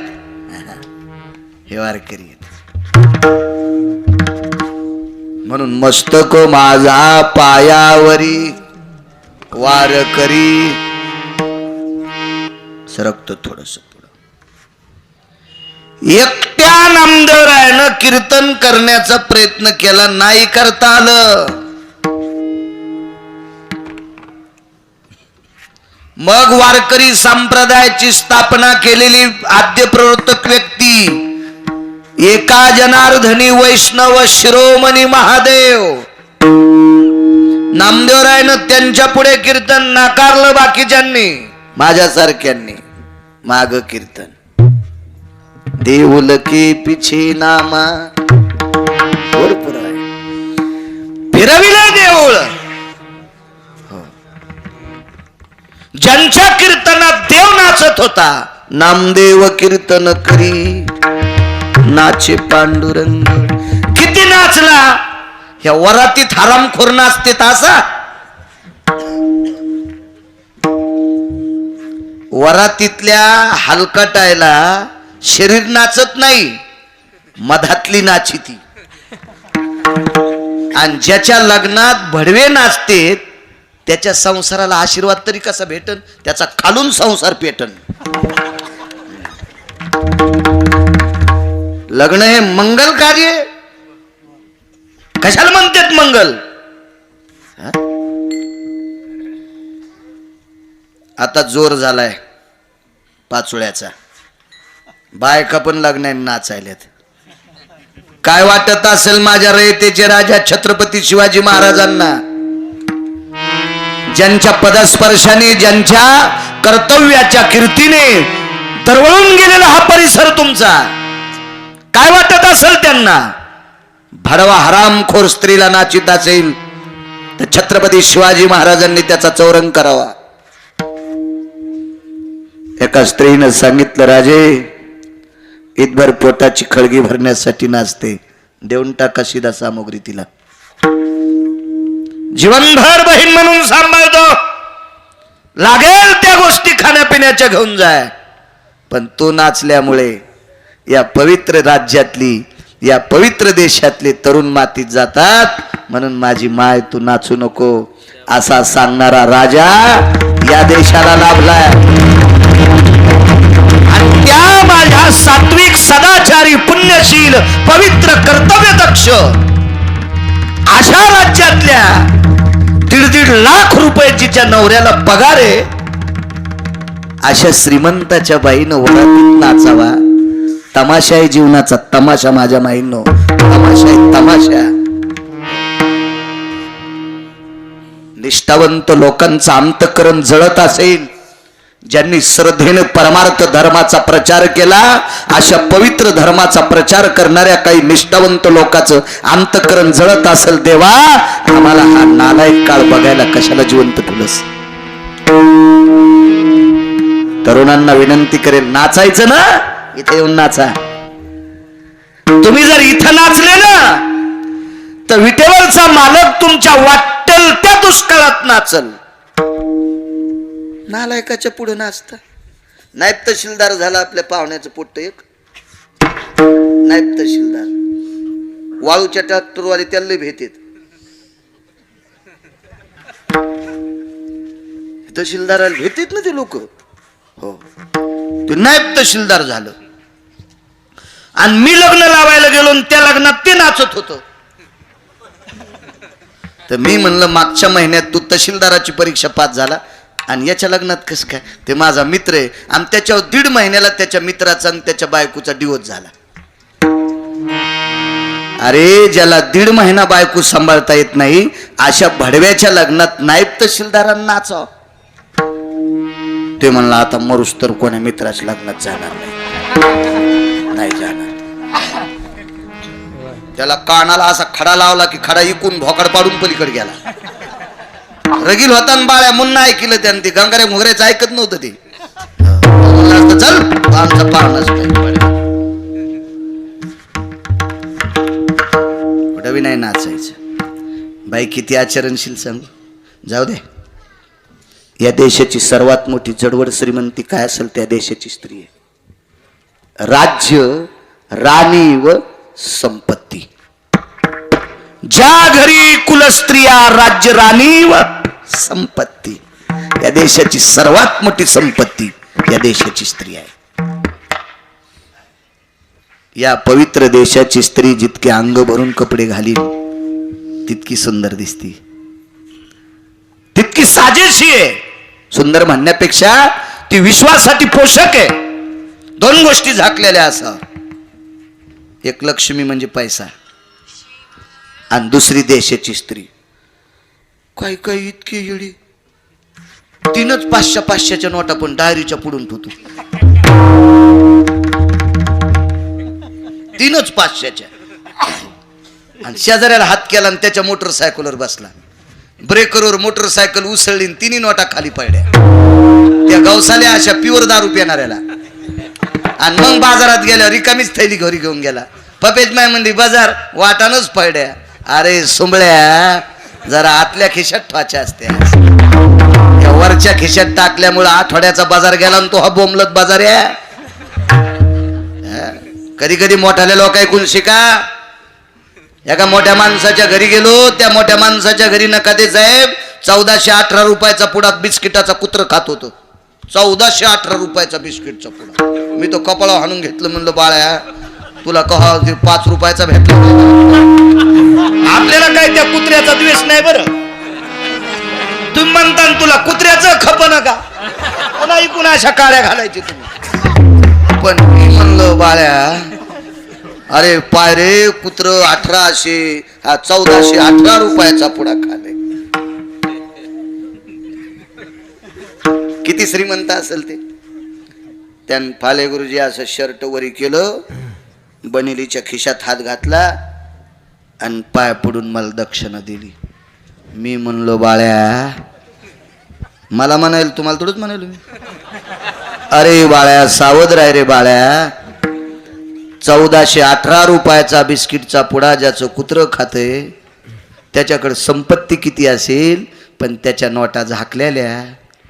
आणि ज्याची बायको 70 भाईच्या मिरच्या तोडायला जाती, अख्तर भाईच्या अब्दुल्लाच्या मिरच्या तोडायला जाती, त्याच्या 2-3च नोटा डायरीच्या पुढून असत्यात. भंगिऱ्या झाकून ठेवत जाय पैसे, जरा झाकून ठेवत जाय. पैसा आणि देशाची स्त्री या 2 गोष्टी झाकलेल्या असावा, झाकलेल्या असावा. त्याला पावित्र्य राहत असते. हो, अंग भरून वस्त्र का घालायचे. आपला एक मित्र आहे औरंगाबादचा, तुम्हाला नाव सांगतो पण तुम्हाला लय सांगावं तुम्ही धाड टाकता.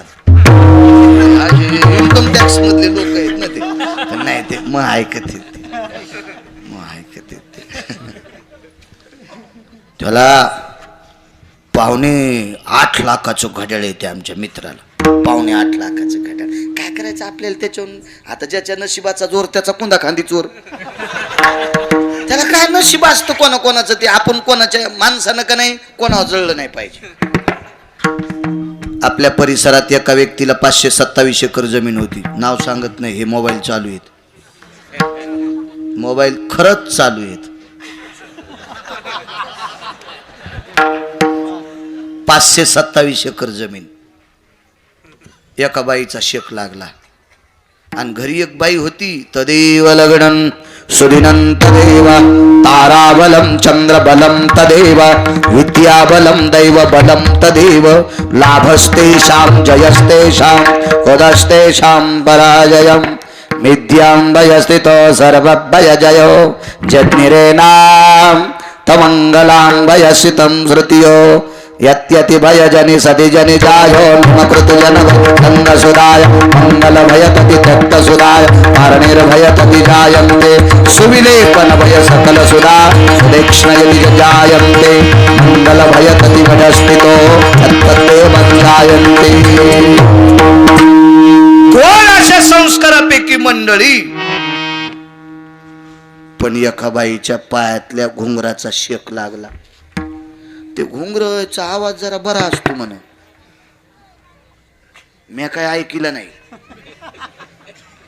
पण 527 एकर जमीन गेल्यावर तो माणूस दैले वडीत होता. दैले कळायचे नाही ज्यांच्या पॅन्टीवाला. आमच्याकडे ओढून टाकलेल्या बिडीच्या दुंडकाला दैल्या म्हणतात. 527 एकर जमीन डोळ्यानं पाहिली. तो माणूस मरताना बी डोळ्यानं पाहिला. परस्त्रीचा शेक लागला.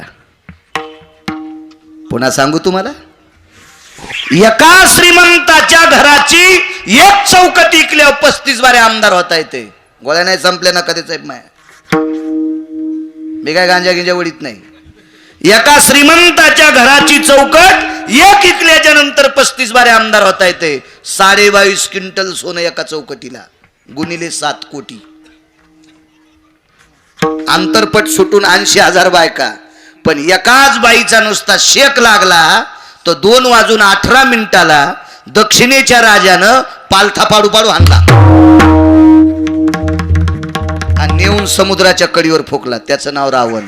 पहा त्या रावणा काय झालं.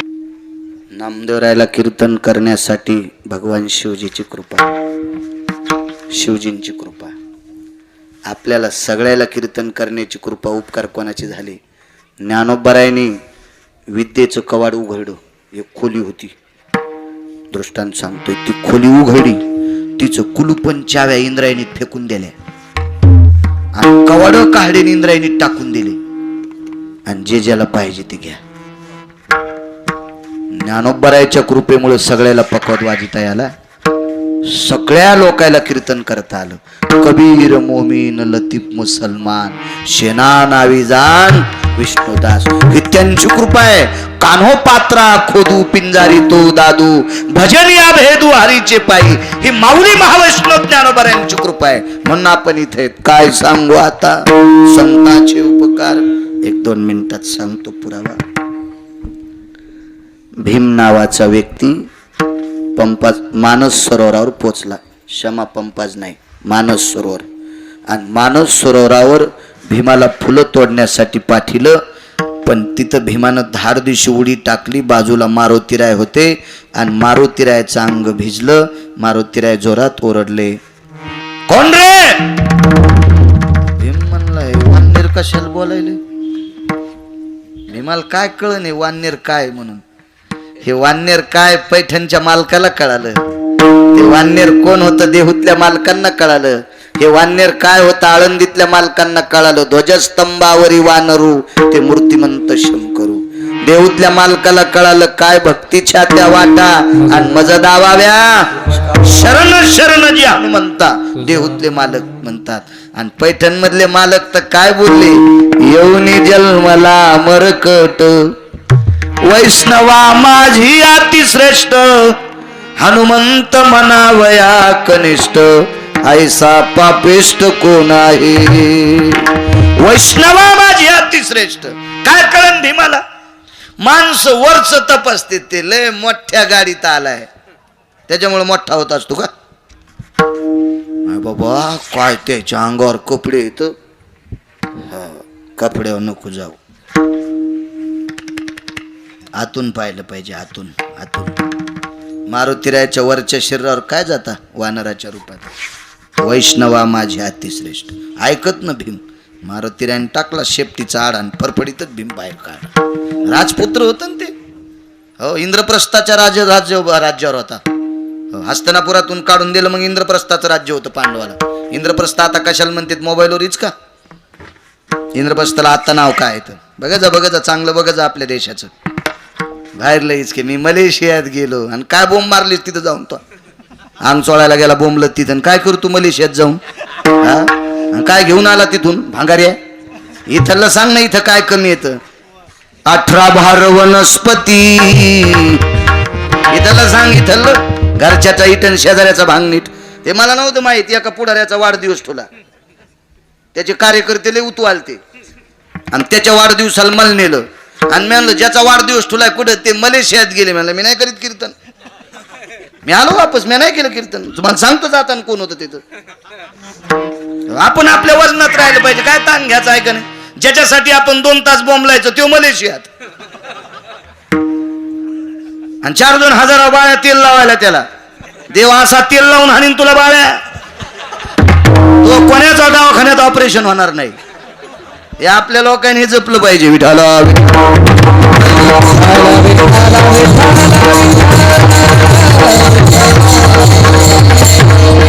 काय माहिती भीमाला ठोका हल्ला मारुती रायनं.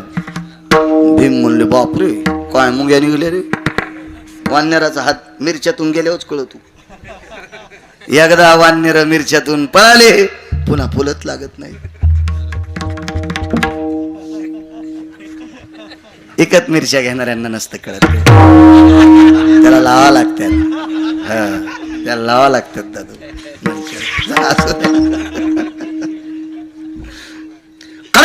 ठोका हल्ला. 4.5 घंटे भीम आदळू आदळू हल्ला. लाल जरत केला भीम, लाल जरत. 9,000 नागाचं बळ होतं भीमाला. ते का साधा होता का भीम? आणि मग मारुतीराय म्हणले इतकं मारलं तरी बी हिरो गेलंच. मारुतीराय म्हणले नेमकं हाय कोणाचं? मारुतीरायला आनंद का वाटला माहिती का?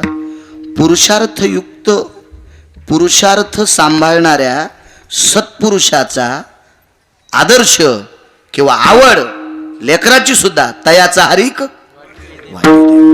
मारुतीराने विचारलं को भवंती जायते वात्सल्यस्ततेवचा पितृत्वम छत्र भयो को भया. तुला कोणाचं पितृछत्र आहे? तू कोणाच्या कृषिक्रमातून वक्षस्थळातून हृदय कमळातून आलास?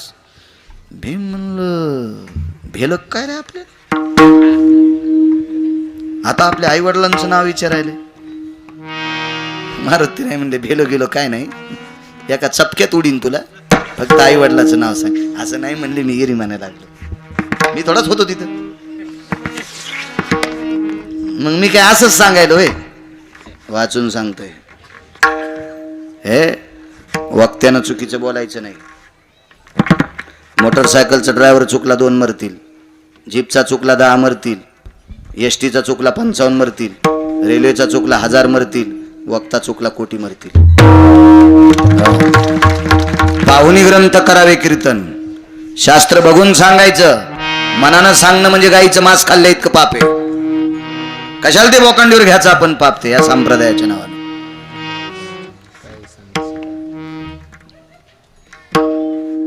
मी कुंतीपुत्र आहे, पंडुपुत्र आहे. मारुतीरायाला ते मधला विषय सोडून दे, आपला वेळ झालाय. मारुतीरायाने सांगितलं वायुमंत्राचा आहेस तू. 5 मंत्राचे 5 होते. दुर्वासाच्या कृपादाने 5 मंत्र दिधले त्याने, मंत्र सूर्याचा जपला कर्ण तो पांडव रे पहिला.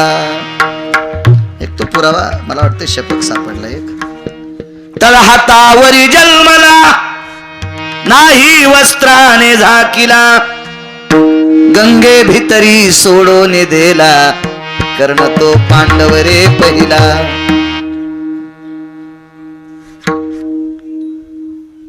बघ मारुतीरायने सांगितलं आलिंगन द्यायचं. भीम म्हणलाय मोडायचं आपल्या फासुळे नको म्हणले. मारुतीराय म्हणले देव दे रे. स्वतः मारुतीराय जवळ गेले ना आलिंगन दिलं. पण भीम ताईट उभा राहिला. भीम म्हणला आपण सावध उभा राहा, यन जर दाबलं तर आपले हाड फटफट फटफट फट पडून जातील. ताईट उभा राहिला. मारुतीरायनं आलिंगन दिलं ना आलिंगन सोडलं. परिणाम सांगू तुम्हाला, भीमानं अंग मोकळं सोडं असतं तर अष्टांग लागत होते अंगाला. अंग ताईट ठेवल्यामुळे 4च अंग लागले. आणि 4 अंग लागल्यामुळं भीमाचं अर्धांग वज्राचं झालं आणि अर्धांग हाडामासाचं राहिलं. आणि मग भीमाच्या डोक्यात प्रकाश पडला, आपण जर मोकळा अंग सोडलं असतं तर सगळं अंग वज्राचं झालं असतं, जगात कोणाची मायवेली आपल्याला मारायची. दृष्टांत संपला. मारुतिरायासारख्या साधूच्या संगतीमध्ये अर्धांग वज्राचं झालं. पंढरपुरातले मालक द्वापारयुगात रडत होते, भीमा अरे सगळं अंग अंगाला लागू दिलं असतंस तर पूर्ण वज्राचा झाला असता. देवाला सांगितलं भीमानं, मग तुम्ही राहिलेलं करा ना. भगवान म्हणले मला बायोडाटा पाहिल्याशिवाय काही करता येत नाही, पण संत बायोडाटा चुलीत घालून पुढच्याचं कल्याण करतात. भीमाचं शरीर वज्राचं काय सांगू आता, संतांचे उपकार मज निरंतर जागविती. मोठा शिवसाई मित्रमंडळ, माऊली कृपा भजनी मंडळ, पांडुरंग सेवा मंडळ, राधाकृष्ण भजनी मंडळ, अखिल सुतारदरा भजनी मंडळ, श्री गणेश जयंती निमित्त अखंड हरिनाम सप्ताह, श्री देवदासजी मातेरे, श्री विजयजी कंदारे अध्यक्ष आणि उपाध्यक्ष तथा आयोजक श्री भारत सुतार शिवसेना विभाग प्रमुख कोथरूड यांना सुद्धा कोटी कोटी धन्यवाद. आदरणीय आमचे फाले महाराज संपर्क करत होते, तुम्हाला सुद्धा धन्यवाद प्रणाम. उपस्थित सर्व माझ्या ज्ञानोबाराय तुकोबारायच्या नामाचा जय घोष करणारी वारकरी, उपस्थित तुम्ही सर्व श्रोते जनार्दन तुम्हाला प्रणाम करतो. विठोबारको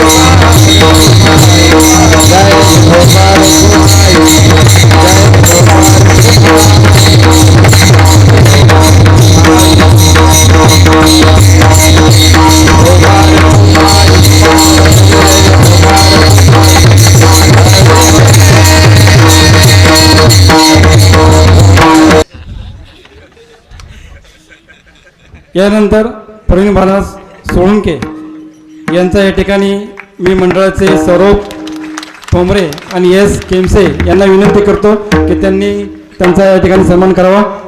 शाल शिरपवून या ठिकाणी सन्मान करावा.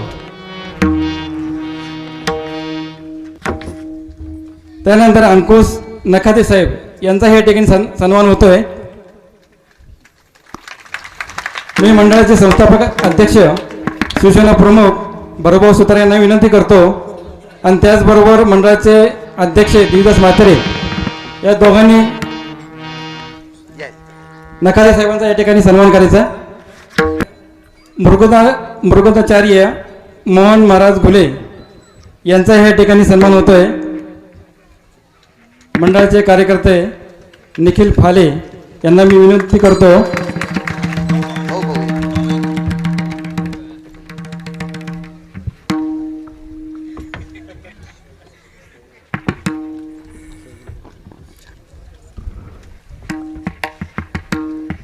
यानंतर शिवाजी महाराज आगवणे यांचा या ठिकाणी सन्मान होत आहे.